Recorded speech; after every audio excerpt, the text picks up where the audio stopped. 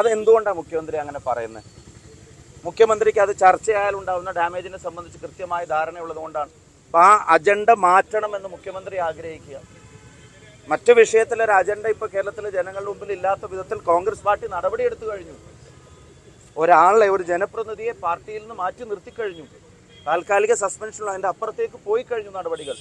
ഇനി ചെയ്യേണ്ടത് അത് കോൺഗ്രസ് പാർട്ടിയല്ലല്ലോ ഇനി തീരുമാനിക്കേണ്ടത്. ഇനി ചെയ്യേണ്ടത് എന്താ?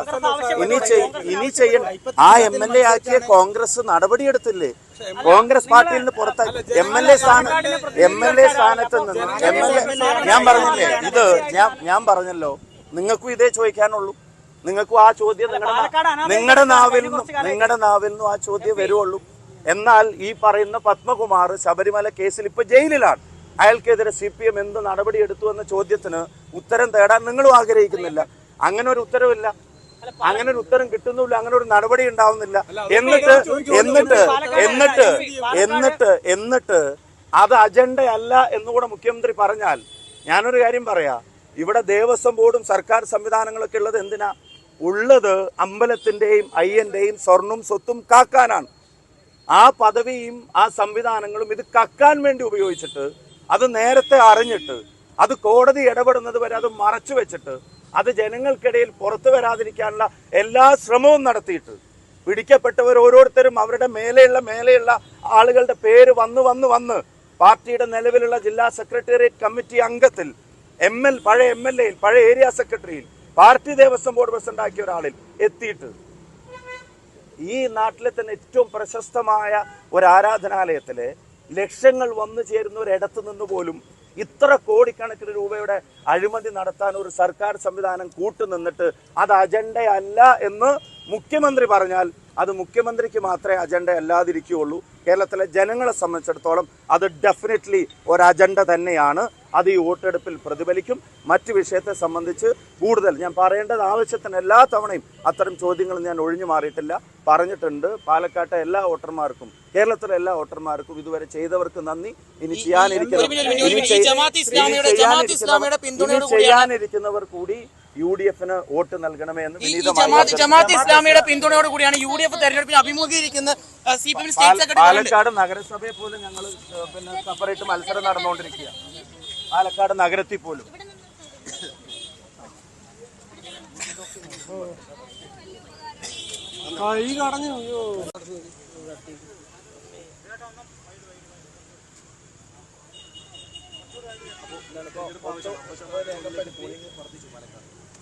%50 പോളിംഗും വർദ്ധിച്ചു. UDF-ന്റെ സീറ്റുകളും ഭരണസമിതികളും വർദ്ധിക്കുകയും ചെയ്തു.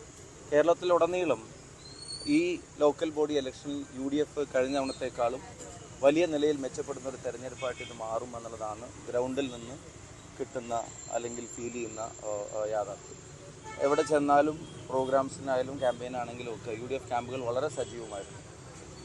മാത്രമല്ല പലയിടങ്ങളിലും BJP CPM ഡീല് പോലും പലയിടങ്ങളിലും ഉണ്ടാക്കാൻ അവർ ശ്രമിക്കുകയാണ്. ജനങ്ങൾ UDF-ന് അനുകൂലമാണെന്ന് കാണുമ്പോൾ അത് ഉണ്ടാക്കാൻ വേണ്ടി ശ്രമിക്കുകയാണ്.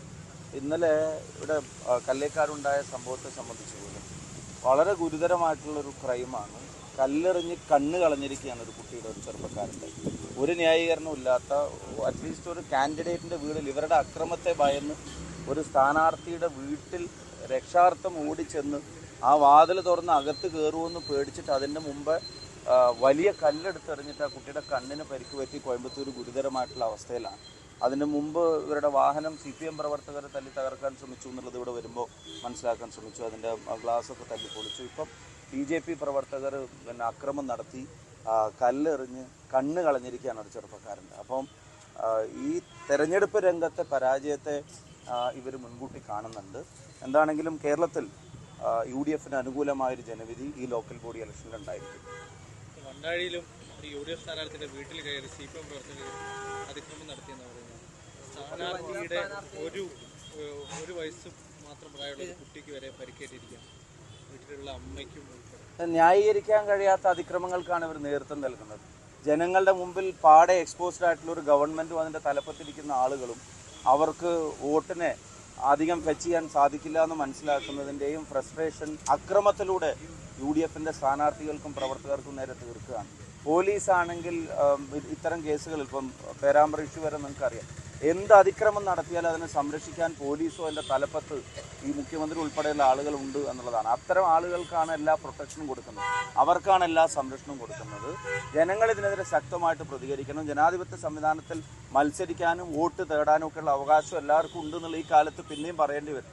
ഇവിടെ SIR ഉൾപ്പെടെയുള്ള മാധ്യമങ്ങളിലൂടെ ജനാധിപത്യത്തെ അട്ടിമറിക്കാൻ കേന്ദ്രം ശ്രമിച്ചുകൊണ്ടിരിക്കുകയാണ്. അവരുടെ ശ്രമങ്ങൾ ഒരു വശത്ത് നടക്കുന്നു, മറുവശത്ത് അക്രമത്തിലൂടെ ഇപ്പോഴും ശിലായുഗത്തിലാണ് ഇവരിപ്പോഴും അക്രമത്തിലൂടെ ഇതിനെ ഇല്ലാതാക്കാനുള്ള ശ്രമം, സ്വതന്ത്രമായ തെരഞ്ഞെടുപ്പിനെ ഇല്ലാതാക്കാനുള്ള ശ്രമമാണ്. സ്ട്രിക്റ്റ് ആയിട്ടുള്ള ആക്ഷൻ പോലീസ് എടുക്കണം. 1 വയസ്സുള്ള കുട്ടിക്ക് പരിക്കേൽക്കുന്ന ക്രൂരത നടത്തിയവരാരോ അവരെ അതിശക്തമായ നിയമ നടപടികൾക്ക് വിധേയമാക്കണമെന്ന് ആവശ്യപ്പെടുന്നു. ഈ തെരഞ്ഞെടുപ്പിൻ്റെ ഘട്ടം കഴിയുമ്പോൾ തീർച്ചയായിട്ടും അതിൽ പോലീസിന് സ്റ്റാൻഡ് പാലക്കാട്ടെ പാർട്ടി ആലോചിച്ച് തുടർ പ്രതികരണങ്ങളും പ്രതിഷേധങ്ങളും ഉണ്ടായി. മടുത്തിരിക്കുകയാണ് നഗരത്തിലെ BJP ഭരണം, ജനങ്ങൾക്ക് മടുത്തിരിക്കുകയാണ്. കേന്ദ്രത്തിൽ നിന്ന് ലഭിക്കുന്ന ഫണ്ട് പോലും എഫക്റ്റീവായി യൂട്ടിലൈസ് ചെയ്യാൻ കഴിയാത്ത തരത്തിൽ കാര്യങ്ങൾ മാറുകയാണ്. അതുപോലെ തന്നെ നിങ്ങൾക്കറിയാം, അവരുടെ അകത്തെ തർക്കങ്ങൾ അത് ഭരണത്തെ ബാധിക്കുന്ന തരത്തിലേക്ക് പോയി. ഒരു പാർട്ടിക്കകത്ത് ചിലപ്പോൾ തർക്കങ്ങളൊക്കെ ഉണ്ടായേക്കാം, അഭിപ്രായ വ്യത്യാസങ്ങളൊക്കെ ഉണ്ടായേക്കാം. പക്ഷേ പാലക്കാടിനെ സംബന്ധിച്ചിടത്തോളം അത് ഭരണത്തെ ബാധിക്കുന്ന തലത്തിലേക്ക് അത് മുന്നോട്ട് പോയി എന്നുള്ളതാണ്.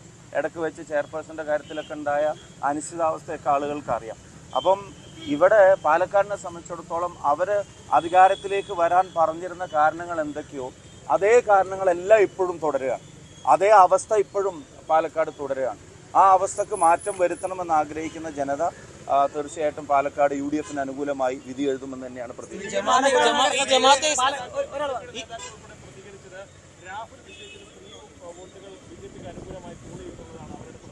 അതായത് പാലക്കാട് നഗരസഭയിലെ രാഹുലിനെ മുൻനിർത്തിയായിരുന്നു, രാഹുലായിരുന്നു ഏറ്റവും അധികം വാർഡുകളിൽ വീടുകളൊക്കെ കയറി ഇറങ്ങിയും പ്രചാരണം നടത്തുകയൊക്കെ ചെയ്തത്.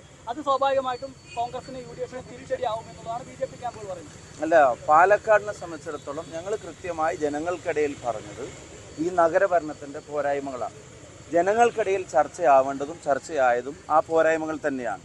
ഞങ്ങളെ സംബന്ധിച്ചിടത്തോളം ആ വിഷയത്തിൽ ഞാനിനി അതിൽ കൂടുതൽ പ്രതികരിക്കേണ്ടതില്ല. എല്ലാ ദിവസവും ആ വിഷയം തന്നെ പറഞ്ഞുകൊണ്ടിരിക്കേണ്ട കാര്യമില്ല. വളരെ സ്ട്രിക്റ്റ് ആയിട്ടുള്ള നടപടി കോൺഗ്രസ് പാർട്ടി എടുത്തിട്ടുണ്ട്. അത് ജനങ്ങളുടെ മുമ്പിൽ കണ്ടതാണ്. അതിനെ സംബന്ധിച്ച് ഒരു പാർട്ടി എന്നുള്ള നിലയിൽ ചെയ്യാൻ കഴിയാവുന്ന എല്ലാ കാര്യങ്ങളും കോൺഗ്രസ് ചെയ്തിട്ടുണ്ട്.